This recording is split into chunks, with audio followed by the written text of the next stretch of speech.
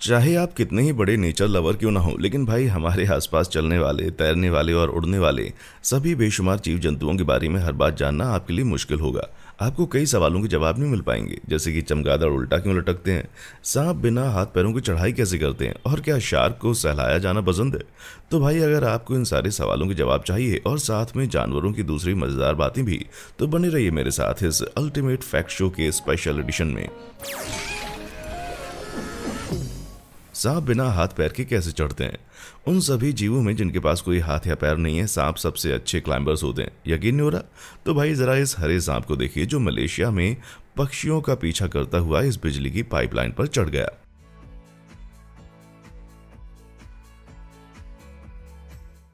हालांकि आपने शायद कभी एक्सपेक्ट नहीं किया होगा, लेकिन भाई सांपों ने बिजली के खंभों पर चढ़कर शॉर्ट सर्किट भी कर दिया है, जिससे कई घंटों तक बिजली गुल रही। अपने नेचुरल हैबिटेट में बहुत से सांप बड़ी आसानी से पेड़ों, खड़ी चट्टानों और दूसरे ऑब्स्टिकल्स पर चढ़ जाते हैं, बिना पंजों के या पैरों में मौजूद चिपकने वाले पैड्स के, जो नेचर में दूसरे चढ़ने वाले जानवरों के पास होते हैं। तो वो इसे करते कैसे हैं यार?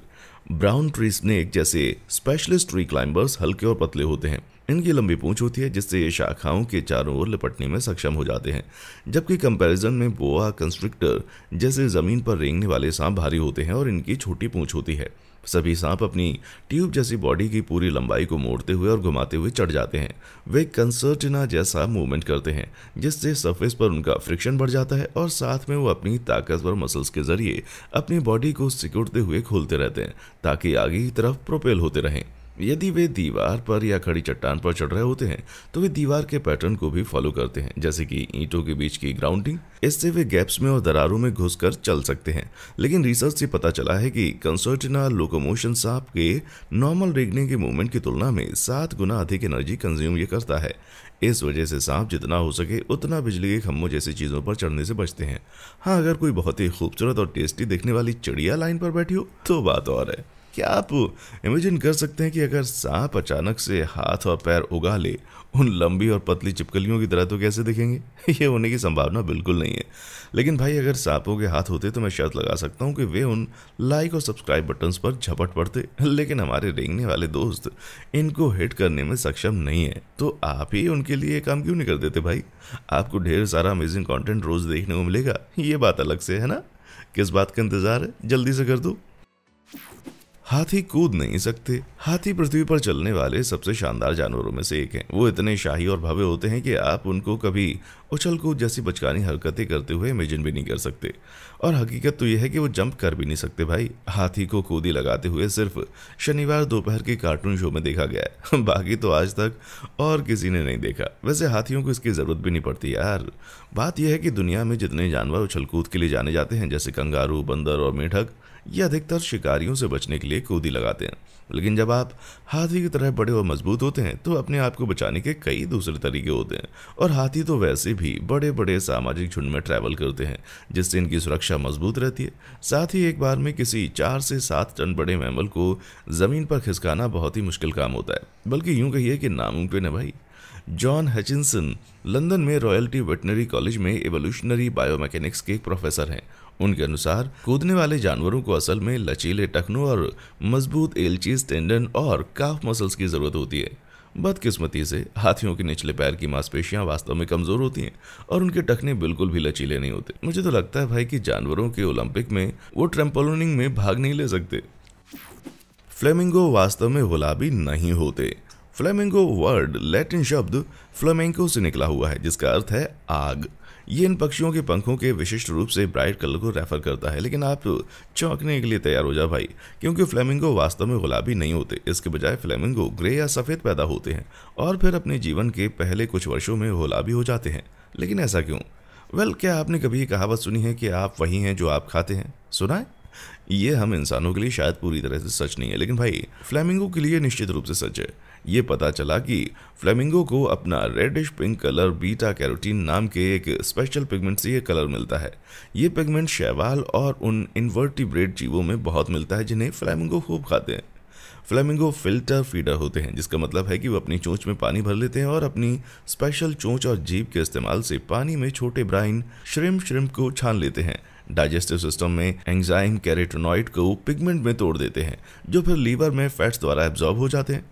अंत में ये इनके पंखों और स्किन पर जमा हो जाते हैं। एक्चुअली फिजिकल रूप से पूरे रंगे जाने के लिए कैरोटीनॉइड को बहुत बड़ी मात्रा में खाने की जरूरत होती है, लेकिन चूंकि फ्लेमिंगो की लगभग पूरी डाइट ही कैरोटीनॉइड से भरी इन स्नैक्स की होती है, तो इन पक्षियों को खुद को गुलाबी रंग में रंगने में कोई प्रॉब्लम नहीं होती। दूसरी ओर अगर किसी इंसान को ऑरेंज शेड का होना हो तो उसे भयंकर मात्रा में कैरोटीन से भरी गाजर खानी पड़ेगी। इसलिए तो हम बड़ा होने पर फ्लेमिंगो की तरह कलर चेंज नहीं करते भाई। लेकिन मुझे लगता है यार कि डोनाल्ड ट्रंप को गाजर बहुत पसंद होगी, है ना? मेढक उल्टी नहीं कर सकते। फ्रिज में बहुत पुराने रखे हुए उस लसंगे को खाने का जोखिम भरा निर्णय लेने के बाद क्या आपको उल्टी जैसा कभी महसूस हुआ है भाई? किस्मत से आप बैड माइक्रोब से छुटकारा पा सकते हैं, क्योंकि आप इनको उल्टी करके निकाल सकते हैं। लेकिन अगर आप मेढक हैं तो आपके पास ऐसा कोई ऑप्शन नहीं है। बात यह कि अगर मेढक कुछ जहरीला खा लेता है तो वो उसे उल्टी नहीं कर सकता, बल्कि उसे अपना पूरा पेट इजेक्ट करना पड़ेगा। और मेरा मतलब सिर्फ इसके पेट के कंटेंट से नहीं है, बल्कि इसके रियल पेट से भाई। इस प्रोसेस को फुल गैस्ट्रिक एवर्शन कहते हैं, और ये बेसिकली ऐसा है जैसे आप अपनी जेबों को बाहर खींच लेते हैं। जब वो अपना पेट ऊपर फेंक देता है तो वो उसके मुंह से बाहर लटक जाता है, और फिर मेढक अपने सामने के पैरों का उपयोग करके इसे साफ करता है और खाने के चिपके हुए टुकड़ों को इस पर से हटाता है। फिर ये बड़ी सफाई से पूरे पेट को शरीर के अंदर उसकी जगह में पैक कर लेता है। यही प्रोसेस वो फिर से दोहराएगा अगर अगली बार उसने गलती से कोई खराब चीज़ खा ली तो। आपको जानकर आश्चर्य हो सकता है कि मेढक अकेले ऐसे जानवर नहीं है जो उल्टी नहीं कर सकते। घोड़े, खरगोश और चूहे भी वॉमिट नहीं कर सकते भाई, लेकिन कुछ चुनिंदा जीव हैं जो अपने पेट को पलटकर बाहर कर सकते हैं। शार्क भी फुल गैस्ट्रिक एवर्शन करने में सक्षम है, जो उन्हें जहर से बचने और शिकारियों से बचने में मदद करता है। वैसे ये जानना नामुमकिन है कि मेढक अपने पेट को बाहर निकालने से पहले कैसा महसूस करता है।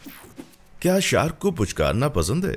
यदि आपको समुद्र में तैरते समय खतरनाक शार्क दिख जाए तो आप ये बिल्कुल भी नहीं करेंगे कि उसके पास जाकर उसे सहलाएं, जैसे वो कोई ग्रिल्स वाला विशाल कुत्ता हो, है ना? लेकिन एक कंजर्वेशनिस्ट के अनुसार समुद्र के इन शिकारियों को कभी सिर पर सहलाया जाना बहुत पसंद है। जिम एबरनेथी ने बहुत सी ऐसी शानदार शार्क से दोस्ती की है। इसके लिए वे बहामास में टाइगर बीच के पानी में गोता लगाकर समुद्र के अंदर रहने वाले अपने इन दोस्तों की इच्छा पूरी करते हैं। लहरों के नीचे एबरनेथी ने जितना समय बिताया उसमें उन्होंने शार्क्स के मुंह से 80 से भी ज़्यादा हुक निकाले। इससे न केवल उन्होंने उनकी जान बचाई, बल्कि उनसे अच्छी खासी दोस्ती भी बना ली। वे जिम एबरनेथ स्कूबा एडवेंचर्स नाम की एक ऑर्गेनाइजेशन चलाते हैं, जो एक ऐसा संगठन है जो लोगों और शार्कों को एक साथ लाने के लिए काम करता है।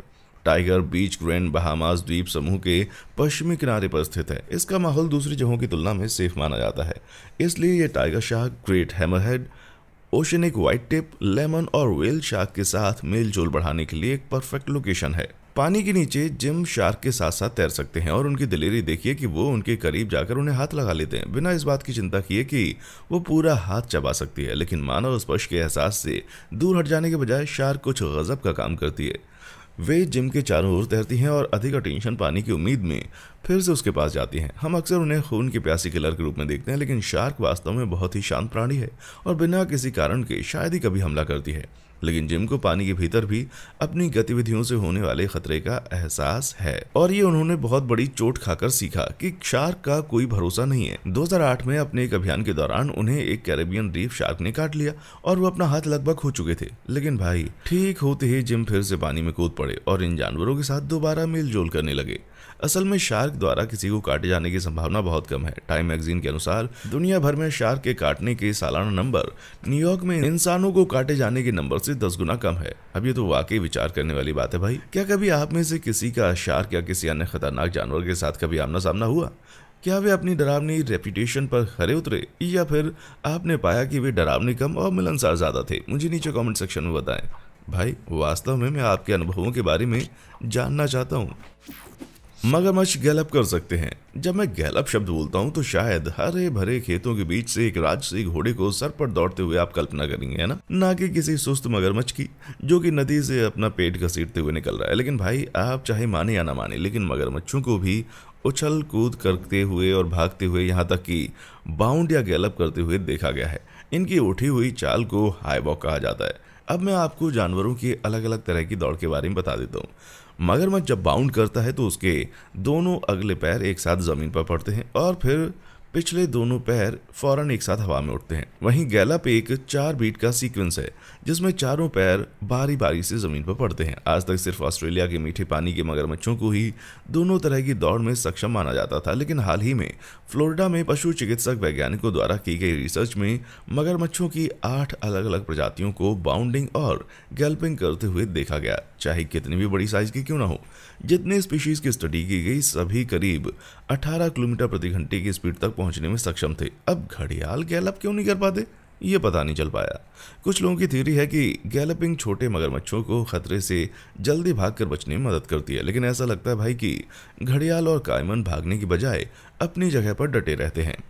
कुछ दूसरी स्टडीज से यह भी पता चला है कि मगरमच्छों में ऐसे मसल फाइबर बंडल होते हैं जो घड़ियालों से लंबे और पतले होते हैं। मतलब यह है कि वे अपने पैरों को तेजी से साइकिल करके हर स्टेप में ज्यादा दूरी तय कर लेते हैं। इसलिए यदि आपको किसी बड़े रेप्टाइल की सवारी करने का मूड हो तो भाई मगरमच्छ को ही चुनना। चमगादड़ उल्टा क्यों लटकते हैं? चमगादड़ एक आइकॉनिक जानवर है जिसके कई कारण हैं। एक तो यह है कि इनको वैम्पायर से जोड़ा जाता है और उनका सबसे फेमस लक्षण यह है कि वे उल्टा लटकते हुए सो सकते हैं। लेकिन इसका कारण क्या है? वे नींद पूरा करने का इतना अजीब तरीका क्यों चुनते हैं? पक्षियों के विपरीत अधिकांश चमगादड़ प्रजातियां अपने शरीर को जमीन से हवा में लॉन्च नहीं कर सकती क्योंकि उनके पंख हेलीकॉप्टर की तरह उड़ान भरने के लिए जरूरी लिफ्ट प्रोड्यूस नहीं कर पाते। वैसे न्यूजीलैंड के शॉर्ट टेल्ड बैट और वैम्पायर बैट इस मामले में एक्सेप्शन है। हालांकि अगर वे दौड़कर स्टार्ट लें तो काम बन सकता है, लेकिन भाई चमगादड़ के पिछले पैर इतने छोटे होते हैं कि वे हवा में लिफ्ट लेने लायक स्पीड उनको मिल ही नहीं पाती। इसलिए चमगादड़ों के पास सिर्फ एक ही चारा है कि वे पंजों के बल किसी ऊंचे स्पॉट तक पहुंच जाएं जहां से वे कूद कर उड़ान भर सकें। यह असल में बहुत ही चालाक तरीका है, क्योंकि अगर एक सोते हुए चमगादड़ को तुरंत भागने की जरूरत पड़ जाए तो वो पंख फैलाकर उड़ने के लिए एकदम तैयार होता है।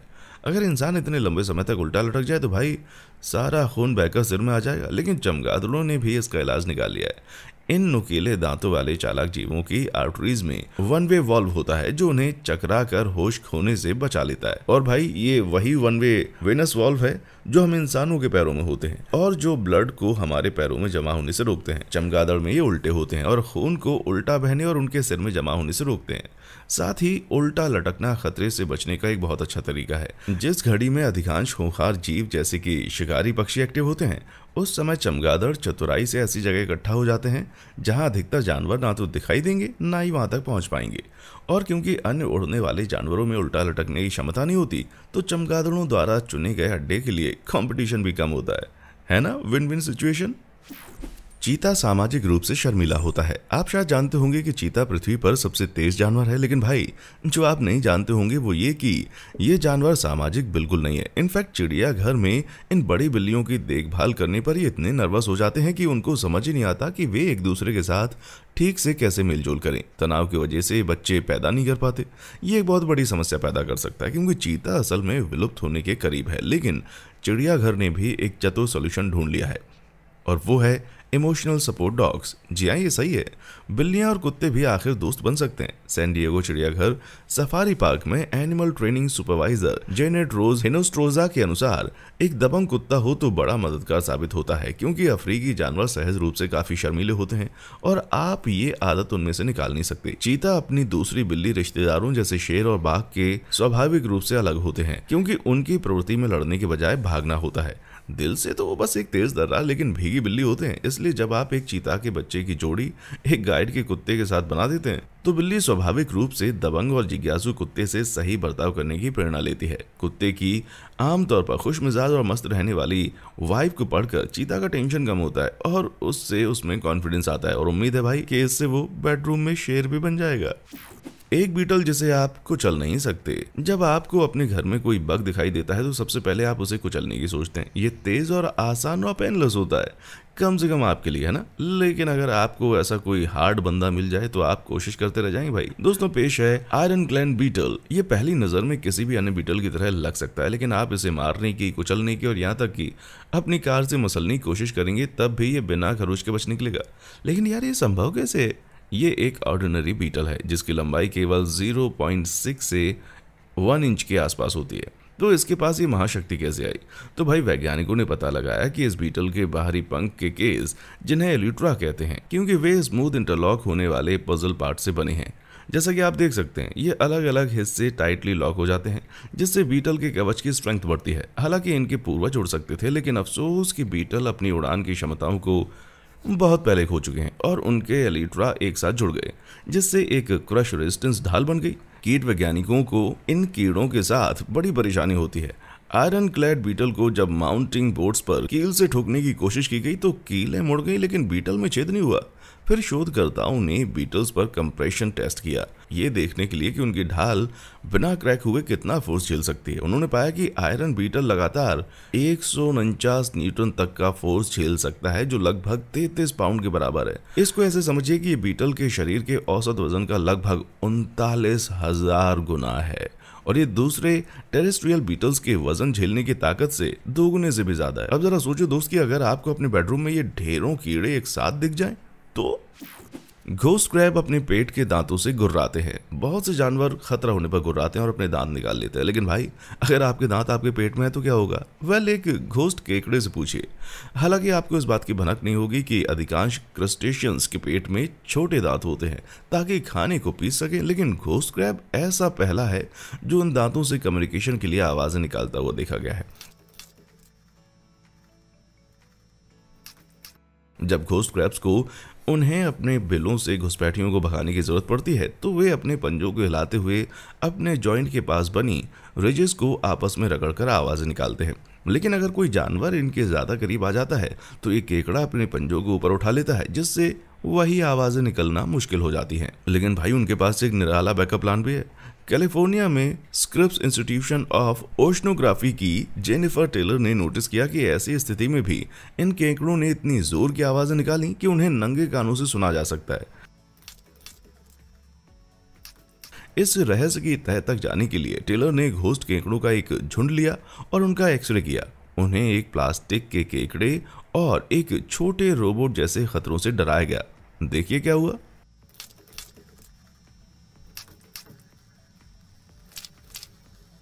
इस क्लिप में आप केकड़े को उसके पेट के अंदर के दांत पीसते हुए देख सकते हैं। इन्हें गैस्ट्रिक मिल्स कहा जाता है, जिससे ये खतरनाक गुर्राहट निकालते हैं। कीड़े से लेकर पक्षियों तक कई अन्य जानवरों के पास भी अपने पेट में भोजन पीसने के लिए मैकेनिज्म होता है, लेकिन सभी के इंटरनल दांत नहीं होते। कुछ मछलियां जैसे कि ग्रंट्स आवाज निकालने के लिए अपने गले के दांतों का उपयोग करती हैं, लेकिन घोस्ट अकेले ऐसे जीव हैं जो इस टेक्निक से कम्युनिकेट करते हैं। यार जरा सोचो, अगर इंसानों के दांत मुंह के बजाय पेट में होते तो। स्कंक स्प्रे क्या है? हालांकि अधिकतर लोगों का कभी इससे वास्ता नहीं पड़ा है, लेकिन भाई ये बात सब जानते हैं कि कभी भी किसी स्कंक की गलत साइड पर खड़ा नहीं होना चाहिए। हाँ, अपने फेस पर इसका भयानक बट स्प्रे चुपड़ना हो तो बात अलग है, लेकिन आखिर ये भयानक सब्सटेंस है क्या चीज, और इन नॉर्थ अमेरिकी मैमल्स को इसकी जरूरत क्यों पड़ती है? स्कंक्स रात के प्राणी हैं और उनके शिकारी अंधेरे में नेविगेट करने के लिए गंध पर बहुत ज़्यादा डिपेंड करते हैं। तो स्कंक्स ने इसके लिए एक चतुर पलटवार बना लिया है, जो है उनके एनल ग्लैंड से छूटा बदबूदार रसायनों से भरा एक पीला लिक्विड। इससे वे शिकारियों को भगाने का काम करते हैं। ये जहरीला ऑयल उनके एनल सिक में जमा हो जाता है और उनके नितंबों से 3 मीटर दूर तक फायर किया जा सकता है। भाई अगर आप किसी होस्टल स्कंक के रास्ते में आ गए तो आप भयंकर मुसीबत में पड़ सकते हैं, क्योंकि स्कंक स्प्रे इतना शक्तिशाली होता है कि ये इंसान को बेहोश कर सकता है या फिर मार भी सकता है। बात यह है कि स्कंक स्प्रे में थियोल्स नामक केमिकल होते हैं जो सल्फर युक्त कंपाउंड होते हैं, जिससे इस लिक्विड को इतनी भयानक बदबू मिलती है। एक बार जब इसे बट से बाहर फेंक दिया जाता है तो ये लिक्विड शारीरिक मुठभेड़ से बचाता है और स्कंक को शिकारियों से बचकर भागने के लिए थोड़ा एक्स्ट्रा टाइम मिल जाता है। लेकिन हम जैसे आलसी इंसानों के लिए ये अच्छी खबर है भाई कि स्कंक इस स्प्रे को केवल आखिरी हथियार के तौर पर इस्तेमाल करता है। सबसे पहले तो वो अपने ब्लैक एंड व्हाइट रंगों के पैटर्न का इस्तेमाल करके दुश्मनों को संदेश भेजते हैं कि मुझसे पंगा मत लेना प्यारे। वे थोड़ा डिफेंसिव डांस भी करते हैं और फुफकार निकालते हुए पैर पटकते हैं जैसे कोई रूठने पर करता है। लेकिन अगर ये सब तरीके काम नहीं आते तो भाई इनकी बंदूक चलाने का टाइम आ जाता है। बायोलॉजिस्ट ने नोट किया है कि स्कंक किसी शिकारी द्वारा बहुत कम मारे जाते हैं, मतलब ये तरीका असरदार है। और भाई किसी के पिछवाड़े से छोड़ी गई चीज किसको खाना पसंद है? बर्ड्स को लाल मिर्च से कुछ नहीं होता। कभी आपको कोई तीखी मिर्च खाने के बाद ऐसा लगा कि जल्दी से एक गिलास पानी या फिर दूध मिल जाए? वेल, अगर आपके फेदर और विंग होते तो शायद आपको ये प्रॉब्लम नहीं होती, क्योंकि चिड़ियों को मिर्च खाने से कोई परेशानी नहीं होती। आपको अगर नहीं पता तो बता देता हूँ कि मिर्च को अपना भयंकर तीखापन कैप्साइसिन से मिलता है। ये एक केमिकल है जो हमारे मुंह में उन पेन रिसेप्टर्स को ट्रिगर करता है जिससे आपको आग जैसे तीखे सेंसेशंस महसूस होते हैं। लेकिन आखिर चिली पेपर्स को इतना मसालेदार पंच समेटने की क्या जरूरत है भाई? तो ये पता चला कि पौधों का नेचुरल तीखापन असल में एक केमिकल हथियार है जिसका यूज उन भूखे शिकारियों को भगाने के लिए किया जाता है जो कि बीज ठीक से नहीं फैलाते हैं। आप देखिए कि चिड़ियां बीजों को अपनी बीट के जरिए दूर दूर तक बिखेर देती हैं और उनके पास कैप्साइसिन के रिसेप्टर्स भी नहीं होते जिससे उनको मिर्च भी नहीं लगती। लेकिन जो जानवर बीज फैलाने के काम में कुशल होते हैं उन्हें यह स्वाद असहनीय लगता है। जंगली पेपर और मिर्च के बीज बिना डाइजेस्ट हुए चिड़ियाओं की आंत से गुजर जाते हैं भाई। उनकी लंबी उड़ान के कारण बीज दूर के स्थानों तक पहुंच जाते हैं जहां उनके पनपने में कंपटीशन ज्यादा नहीं होता। दूसरी तरफ यदि यही फल बड़े मैमल्स द्वारा खाए जाते हैं तो बीज या डाइजेस्ट हो जाते हैं या ओरिजिनल पौधे के बहुत करीब डिपॉजिट हो जाते हैं। ये इन पौधों के लिए इतना अच्छा नहीं होता। स्टडीज से पता चला है कि जंगली मिर्च के बीज लगभग सारे के सारे पक्षियों द्वारा ही बिखेरे जाते हैं, इसलिए तरीका कारगर है। कुदरत भी बड़ी चालाक है भाई। क्या सुअर इंसानी शरीर को गायब कर सकते हैं? 2012 की शरद ऋतु में 69 वर्षीय किसान टेरी वेंस गार्नर हमेशा की तरह अपने सुअरों को खाना खिलाने के लिए गए, लेकिन इस बार वो कभी वापस नहीं आए। जब उनके परिवार वाले उनकी तलाश में गए तो सुअर के बाड़े के अंदर जो मिला वो सिर्फ उनके नकली दांत थे। ये जल्दी पता चल गया कि गार्नर वहां पर गिर पड़े थे, जिसके बाद 700 पाउंड के सुअर उन पर हावी हो गए और फिर उनको खा गए। ये सुनने में एक कम बजट की हॉरर फिल्म की तरह लग रहा है, लेकिन यहाँ एक मजेदार फैक्ट है जो आपने कभी नहीं सोचा होगा ना ही सुना होगा। सुअर इंसानों को खाते हैं। 2019 में एक रूसी महिला को अपने सुअरों को खिलाते समय मिर्गी का दौरा पड़ा और वे उसको जिंदा खा गए। उससे 6 साल पहले एक माफिया डॉन को उसके दुश्मन ने सुअरों को खिला दिया। सुअरों के इंसानों को खाने की खबरें कभी कभार ही सुर्खियों में रही हैं, लेकिन भाई उन जालिम अंडरवर्ल्ड डॉन जैसे लोगों को तो असल में ये जानना है कि क्या सुअर किसी इंसानी शरीर को पूरी तरह से गायब कर सकते हैं। सच तो यह है कि सुअर मौका मिलने पर कुछ भी खा सकते हैं। सुअर स्वाभाविक रूप से सर्वाहारी जीव होते हैं, जिसका अर्थ है कि यदि मांस को उनके सामने रखा जाए तो वे खा लेंगे। हालांकि जंगल में उनकी खुराक में ज्यादातर पत्ते, जड़ें, फल और फूल ही शामिल होते हैं। यार सुअर को दूसरे सुअर का मांस मिल जाए तो वो भी खा लेंगे। बस सुअर मानव शरीर की बड़ी हड्डियों को चबा नहीं सकते, इसलिए वे उन्हें छोटे छोटे आसान टुकड़ों में तोड़कर खाते हैं। लेकिन दूसरे पार्ट्स भी होते हैं जैसे दांत, नाखून और बाल जो आसानी से डाइजेस्ट नहीं होते, इसलिए छोड़ दिए जाते हैं। इससे पता चलता है कि क्यों गार्नर के वेंचर मिलने से ये चौंकाने वाला सच सामने आया और जिन लोगों ने एक घिनौने जुर्म को कवर करने के लिए सुअर का इस्तेमाल किया है वे क्यों हमेशा पकड़े गए हैं। जवाब है लगभग हाँ। इनमें से कौन सा एनिमल फैक्ट आपको सबसे ज्यादा हैरत अंगेज लगा? अगर आपके दिमाग को कुछ और खुराक चाहिए तो भाई आप फैक्ट शो का एक और एपिसोड फटाफट से देख सकते हैं। और हाँ, देखने के लिए शुक्रिया।